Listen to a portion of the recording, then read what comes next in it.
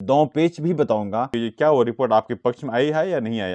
तो आपको कोर्ट का सहारा लेना होगा।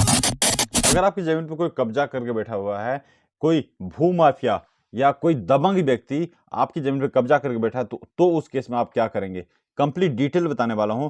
कानूनी दो पेच भी बताऊंगा कि क्या करेंगे और कैसे करेंगे, सब कुछ जानिए एक ही वीडियो में। अगर आप हमारे चैनल पर नए हैं तो चैनल को सब्सक्राइब कीजिए, वीडियो को लाइक कीजिए, शेयर कीजिए अपने दोस्तों के साथ, ताकि वो भी इस तरह की जानकारी से अवगत हो पाए। हो सकता है आप गांव में रह रहे हो सकता है गांव से बाहर रह रहे हो, और आपको मालूम चला कि आपका जमीन किसी XYZ आदमी या किसी दबंग व्यक्ति ने आपकी जमीन को कब्जा कर लिया है। क्योंकि जमीन एक बहुत ही महंगी संपत्ति है आपकी, और जिस संपत्ति को आपको संभाल के रखना आपकी जिम्मेदारी बनती है। क्योंकि जमीन जो आज से 10 साल पहले जिस जमीन का रेट हजारों में था, वो आज लाखों में पहुंच चुका है। जिस जमीन की वैल्यू आज से 10 साल पहले लाखों में थी, वो वैल्यू उनकी करोड़ों में पहुंच चुकी है। और ऐसे में संपत्ति की रक्षा आपको स्वयं करनी होगी। इसके लिए मैं आपको सिर्फ कानूनी दो पेज बता सकता हूँ, कानूनी तरीका बता सकता हूँ, लेकिन प्रोसेस आपको ही करना है। सब कुछ जानिए, पूरी डिटेल बताने वाला हूँ। अगर आपको मालूम चला आप गांव से बाहर रह रहे हैं, आपको मालूम चला कि आपके जमीन को किसी दबंग व्यक्ति ने कब्जा कर लिया है, तो आपको क्या करना है। सबसे पहले आपको ये समझना है कि क्या वो जमीन वाकई आपकी जमीन थी, और क्या उस जमीन के अगेंस्ट आपके पास कोई ठोस पेपर है। राइट, सबसे पहला आपको पेपर मुहैया करवाना पड़ेगा उस जमीन का, और आपको साबित करना होगा पहले अपने आप को कि क्या उस जमीन पे आप हक लेने के लिए आप वाकई आप मालिकाना हक जता सकते हैं। क्या उसके लिए आपके पास मालिकाना हक जताने के लिए आपके पास बेस पेपर है कि नहीं है। क्या वो जमीन किस तरह आपके पास आई, आपके पूर्वज के पास आई, जमीन का बेस पेपर क्या है, जमीन के क्या लगान भुगतान कर रहे हैं आप बिहार सरकार को या नहीं कर रहे हैं, या अपने स्टेट गवर्नमेंट को लगान भुगतान कर रहे हैं या नहीं कर रहे हैं। अगर आप लगान भुगतान कर, लगान का रिसिप्ट होगा आपके पास, जमीन का बेस पेपर होगा, दोनों बेस पेपर लगान भुगतान जो कर रहे हैं उनका रिसिप्ट लेके आप सबसे पहला काम करेंगे, आप गांव के जो 10 गण्यमान्य व्यक्ति होंगे उनको आप बिठाइए। राइट, उनसे आपस में चर्चा कीजिए। मैं तो ये समझता हूं कि अगर कोई भी मामला का हल अगर आपके गांव के 10 गण्यमान्य व्यक्ति के बीच हो जाए, तो उससे बेहतर कुछ नहीं होता है। राइट, तो आप पहले पंचायत के माध्यम से गांव के 10 गण्यमान्य व्यक्ति के बीच में इस मामला को रखिए, उनसे बात कीजिए क्या वो किस आधार पर उन्होंने आपकी जमीन को कब्जा कर रखा है, किस आधार पर ऐसा कुछ हुआ है। अगर आप गांव के अलावा शहर में रह रहे हैं, तो उस केस में आप क्या करेंगे, आप एक रिटन एप्लीकेशन लिखित आवेदन देंगे। आप अपने अंचल में, आप अपने ब्लॉक में लिखित आवेदन देंगे, उसमें बताएंगे कि आपके जमीन की स्थल जांच की जाए। राइट, और स्थल जांच जब होती है आपकी जमीन की, तो उस पे आपके ब्लॉक के द्वारा अमीन को नियुक्त किया जाएगा आपके जमीन पे स्थल जांच के लिए।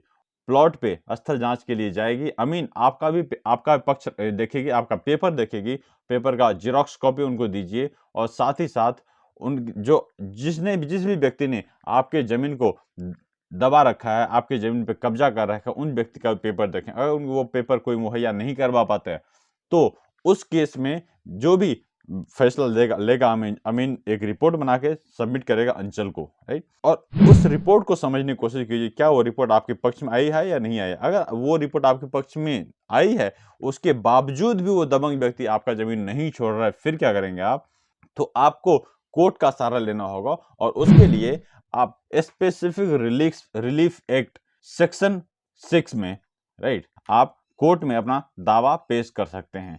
और सबसे बड़ी बात क्या है कि इस जो आप केस करेंगे उसमें किसी तरह की बहस नहीं होती, सिर्फ और सिर्फ आपका पेपर देखे जाए। सिर्फ और सिर्फ पेपर की लड़ाई होती है, मौखिक लड़ाई ना के बराबर होती है। आपके पेपर की लड़ाई होती है, आपके पेपर को देखा जाएगा, और आपके जो भी विपक्षी हैं, जिस व्यक्ति पे आपने केस किया, उस व्यक्ति को बुलाया जाएगा, नोटिस के माध्यम से बुलाया जाएगा। अगर वो कोर्ट में पहुंचते हैं नोटिस के माध्यम से, तो उनका पक्ष सुना जाएगा, वो किस तरह से आपकी जमीन पे कब्जा करके बैठे हुए हैं।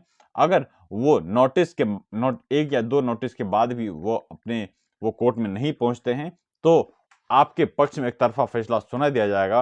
और सबसे बड़ी बात है कि आपकी जो विपक्षी जो दबंग व्यक्ति आपकी जमीन पे कब्जा करके बैठा है, वो इस केस के अगेंस्ट अपील भी दोबारा नहीं कर सकता सुप्रीम कोर्ट या हाई कोर्ट में। राइट, एक तरफा फैसला होता है इस केस में।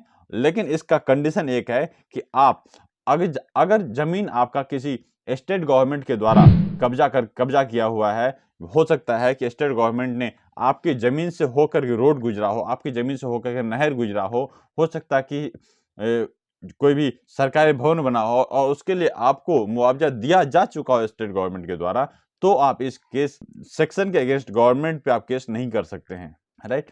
और इस जो कानून का आप लाभ तभी ले सकते हैं जब आपका ज़मीन 180 दिन से कम का कब्जा हुआ, इनफैक्ट कि 6 महीने से कम का कब्जा हुआ होना चाहिए। अगर 6 महीने से प्लस हो चुका है और इनफैक्ट जब आप केस फाइल कर रहे हो उस टाइम तक मात्र और मात्र 6 महीने ही होना चाहिए।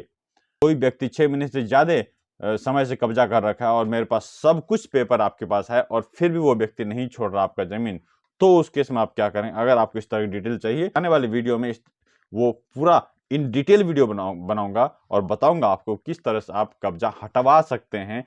अगर आप मुझे 1 टू 1 बात करना चाहते हैं, 1 टू 1 कंसल्टेशन कॉल लेना चाहते हैं, आप मेरे स्क्रीन पे क्यूआर कोड देख रहे होंगे। क्यूआर कोड को मोबाइल के क्यूआर स्कैनर से या गूगल लेंस से स्कैन कीजिए। आपके मोबाइल स्क्रीन पे एक गूगल फॉर्म खुलेगा। फॉर्म पे आप डिटेल अपना सबमिट कीजिए। डिटेल मेरे पास तक आती है, मैं आपको कनेक्ट करूँगा। और आपकी जानकारी के लिए बता दूँ, ये जो मेरी जो कंसल्टेशन कॉल है वो चार्जेबल होती है। जो मेरे ऑफलाइन सेंटर में जो भी क्लाइंट्स आते हैं मेरे से वो कंसल्टेशन लेने के लिए, सलाह लेने के लिए, उनसे मैं चार्ज करता हूँ 999 रुपये चार्ज करता हूँ। लेकिन ऑनलाइन क्लाइंट्स के लिए, ऑनलाइन जो भी कॉल्स आती है मेरे पास, ऑनलाइन जो कंसल्टेशन मैं पेश देता हूँ, उनसे मैं चार्ज करता हूँ ओनली 499।